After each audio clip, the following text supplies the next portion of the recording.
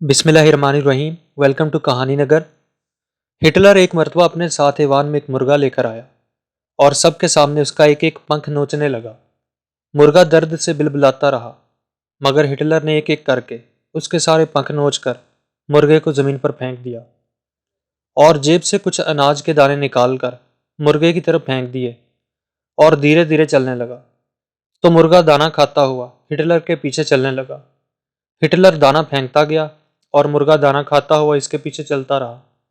आखिरकार वो मुर्गा हिटलर के पैरों में आ खड़ा हुआ। हिटलर ने स्पीकर की तरफ देखा और एक तारीखी जुमला कहा, जमहूरी मुल्कों में अवाम इस मुर्गे की तरह होती है। इनके लीडर अवाम का पहले सब कुछ लूटकर इन्हें अपाहज कर देते हैं और बाद में इन्हें थोड़ी सी खुराक देकर इनके मसीहा बन जाते हैं। हालिया ज़माने में हमारी हालत भी ऐसी ही है। शुक्रिया।